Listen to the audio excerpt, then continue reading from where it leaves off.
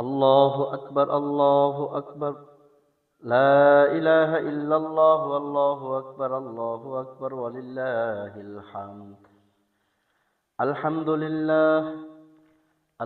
لله نحمده ونستعينه ونستغفره ونعوذ بالله من شرور أنفسنا من يهده الله فلا مضل له ومن يضلله فلا هادي له ونشهد أن لا إله إلا الله وحده لا شريك له ونشهد أن سيدنا ومولانا محمدا عبده ورسوله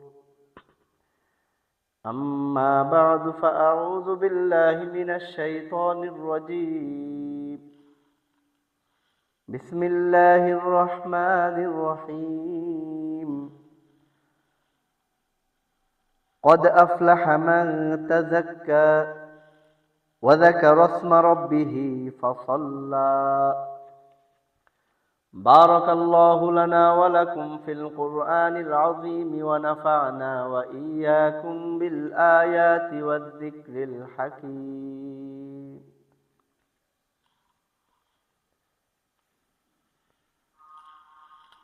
যাবতীয় প্রশংসা ওই মহান রব্বে করিম আল্লাহ সুবহানাহু ওয়া তাআলার,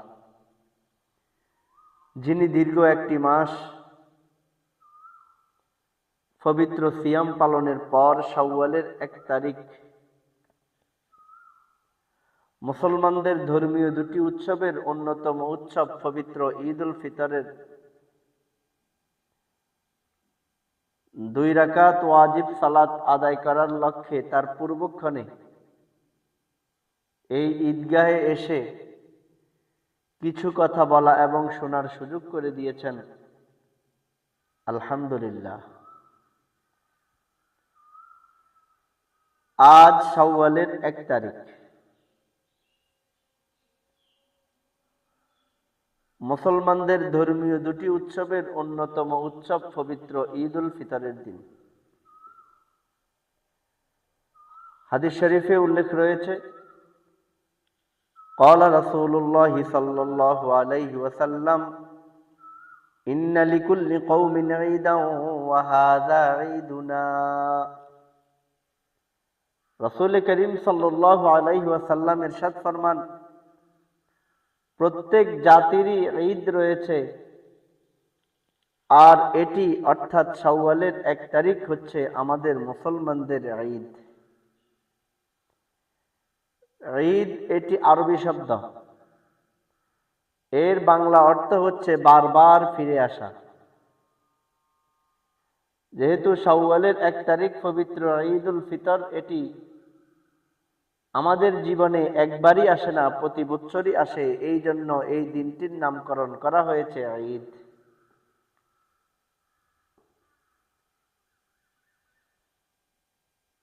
এর সমর্থন সূচক আরেকটি শব্দ অর্থ রয়েছে, যাকে আমরা সকলেই ব্যবহার করে থাকি। ঈদ অর্থ আনন্দ, খুশি, উৎসব। অর্থাৎ বান্দা দীর্ঘ একটি মাস না খেয়ে দিনের বেলায় আল্লাহ রাব্বুল আলামিনের মহান হুকুম সওম তথা রোজা পালন করেছে। শাওয়ালের 1 তারিখ রোজা ভঙ্গ করেছে। এই দিন সে ঈদগাহে এসে নামাজ আদায়ের মাধ্যমে আনন্দ এবং উৎসব উদযাপন করবে। তবে আমাদের স্মরণ রাখা চাই, এই ঈদ এটি আমাদের নিছক কোনো আনন্দ আর উৎসব নয়। এই ঈদ এটি আমাদের আনন্দ এবং উৎসবের পাশাপাশি একটি গুরুত্বপূর্ণ ইবাদত।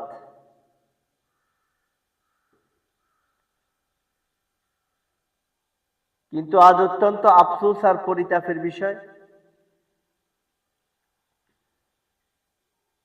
গতকাল রাত থেকে আমাদের মুসলিম সমাজগুলিতে যেই পরিমাণ ককটেল আর আতশবাজি ফুটানো হয়েছে, আমার কাছে সন্দেহ হয়েছিল এটি কি আদৌ আমাদের মুসলিম কোনো ঈদ আনন্দ উৎসব নাকি বিধর্মীদের কোনো আনন্দ উৎসব।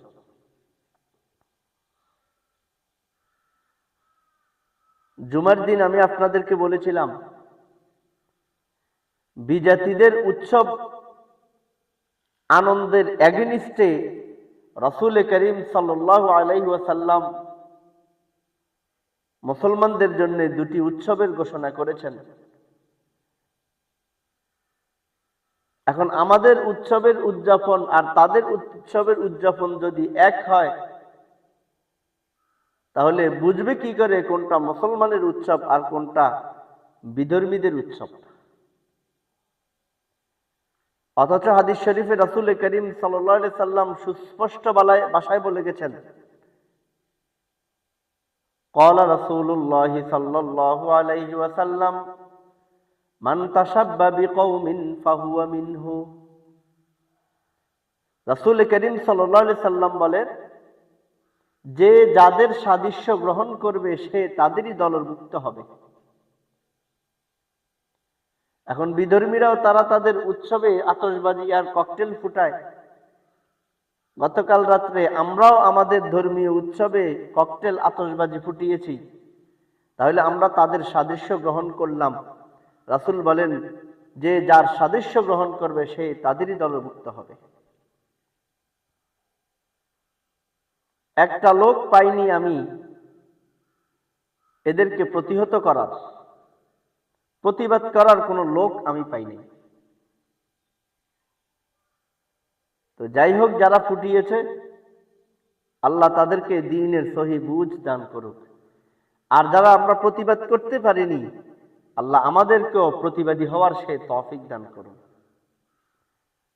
তো যেহেতু আজকে আমরা ঈদের দিন এসেছি ঈদের নামাজকে পড়ার জন্য, এজন্য আমাদের স্মরণ রাখতে হবে ঈদ এটি আমাদের নিছক কোনো আনন্দ আর উৎসবের মধ্যেই সীমাবদ্ধ নয়। ঈদ আমাদের আনন্দ এবং উৎসবের পাশাপাশি মহা গুরুত্বপূর্ণ একটি ইবাদত। এখন প্রশ্ন, ঈদ আমাদের আনন্দ এবং উৎসবের পাশাপাশি কেমন মহা গুরুত্বপূর্ণ ইবাদত? হাদিস শরীফে উল্লেখ রয়েছে, ক্বালা রাসূলুল্লাহি সাল্লাল্লাহু আলাইহি ওয়াসাল্লাম ফাইযা কানা ইয়াউমা ঈদিহিম ইয়ানি ইয়াউমা ফিতরিহিম বাহা বিহিম মালাইকা। রাসূল করিম সাল্লাল্লাহু আলাইহি ওয়াসাল্লাম ইরশাদ ফরমান, ফাইযা কানা ইয়াউমা ঈদিহিম, যখন ঈদের দিন আসে, ইয়ানি ইয়াউমা ফিতরিহিম, বিশেষ করে ঈদুল ফিতরের দিন, বাহা বিহিম মালাইকা, আল্লাহ রাব্বুল আলামিন তখন ফেরেশতাদের সাথে গৌরব করেন। ফাকালা ইয়া মালাইকাতি, আল্লাহ তখন ফেরেশতাদেরকে গর্ব করে বলেন, হে আমার ফেরেশতা সকল, মা জাযাউ আজরিন ওয়াফা আমালাহু, তোমরা আমাকে বলো দেখি ওই শ্রমিকের প্রতিদান কি হইতে পারে যে শ্রমিক তার মালিকের সবগুলি দায়িত্ব পূর্ণরূপে আদায় করেছে। ক্বালু রাব্বানা জাযাউহু আইয়ুফা আজরুহু, প্রতি উত্তরে ফেরেশতারা বলেন, ওগো আমাদের রব, ওই মালিকের কাজ হলো তার শ্রমিকের প্রতিদান পুরা দিয়ে দেওয়া। ক্বালা মালাইকাতি আবদি ওয়া ইমাই ক্বাযাউ ফারিদাতি আলাইহিম সুম্মা খারাজু ইয়াউজুনা ইলা দুআ। আল্লাহ রাব্বুল আলামিন তখন ফেরেশতাদের উদ্দেশ্যে করে বলেন, হে আমার ফেরেশতারা, আমার বান্দাবান্দিরা দীর্ঘ একটি মাস আমার নির্দেশ পালন করে রোজা রেখেছে। রোজা রেখে তারা এখন ঈদগাহের দিকে যাচ্ছে আমি আল্লাহর নিকট দোয়া করার জন্য। আমরা আজকে ঈদগাহে এসেছি দোয়া করার জন্য। আর হাদিস শরীফে উল্লেখ আছে, ক্বালা রাসূলুল্লাহি সাল্লাল্লাহু আলাইহি ওয়াসাল্লাম আদ-দুআউ হুয়াল ইবাদাহ, বান্দার দোয়াও ইবাদত। তাহলে আমরা ঈদগাহে এসেছি আজকে আল্লাহর কাছে দোয়া করার জন্য, কাজেই এটাও একটা ইবাদত। তাহলে এই ঈদগাহে আসা এটা আমাদের নিছক কোনো আনন্দ উৎসব নয়, উৎসবের পাশাপাশি একটি ইবাদত। এরপর রাসূল করিম সাল্লাল্লাহু আলাইহি সাল্লাম বলেন, ওয়া ইজ্জতি ওয়া জালালি ওয়া কারামি ওয়া উলুবি ওয়া ইরতিফা'i মাকানি লা উজিবান্নাহু।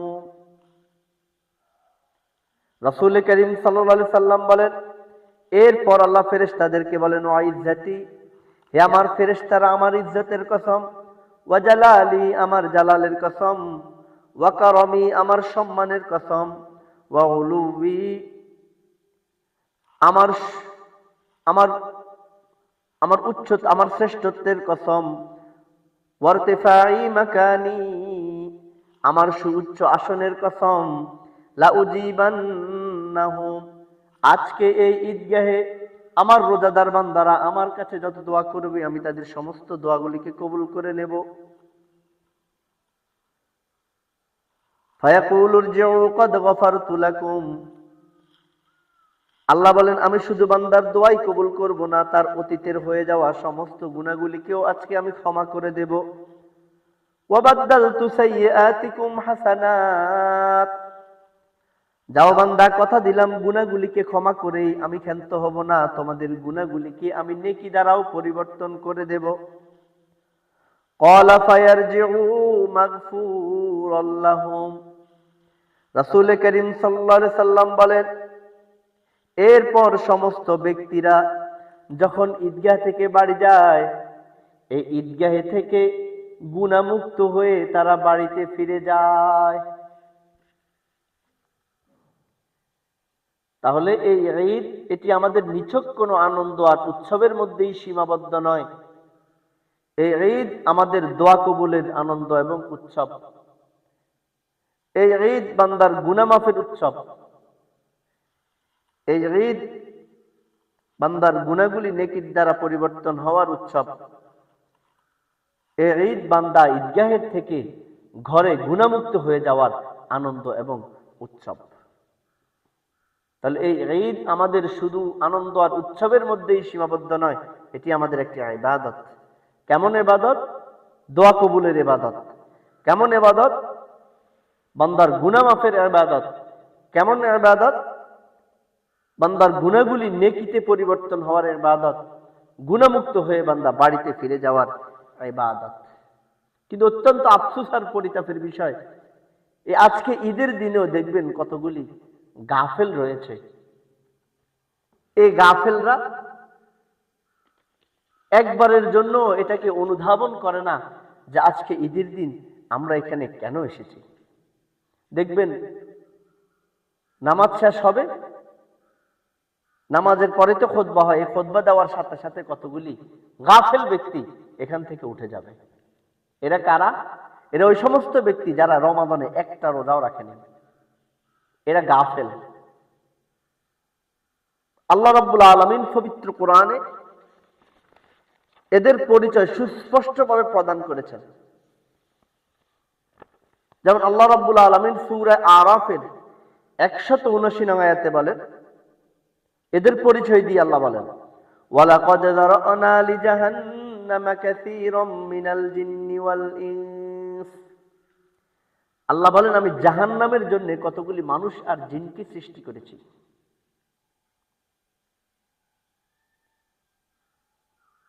কতগুলি জিন আর কতগুলি মানুষকে আল্লাহ সৃষ্টি করেছেন এদেরকে জাহান্নামে দেওয়ার জন্য।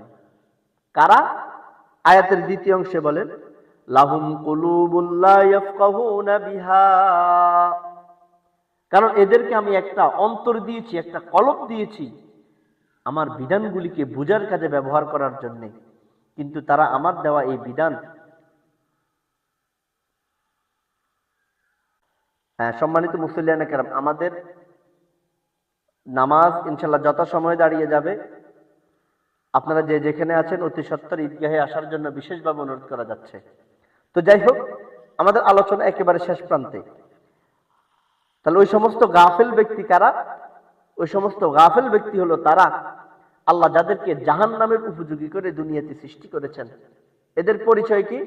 আল্লাহ বলেন, লাহুম কুলুবুল লা ইয়াফকাহুনা বিহা, আমি এদেরকে একটা কলব দান করেছি আমার বিধানগুলিকে, আমার নিদর্শনগুলিকে বুঝার কাজে ব্যবহার করার জন্য, কিন্তু তারা আমার দেয়া এই কলবটাকে আমার বিধান বুঝার কাজে ব্যবহার করেনি।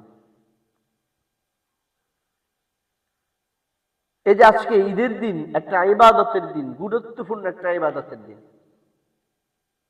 নামাজটা যেমন ইবাদত, খুতবা পড়া এবং খুতবা শোনা এটাও তো একটা ইবাদত।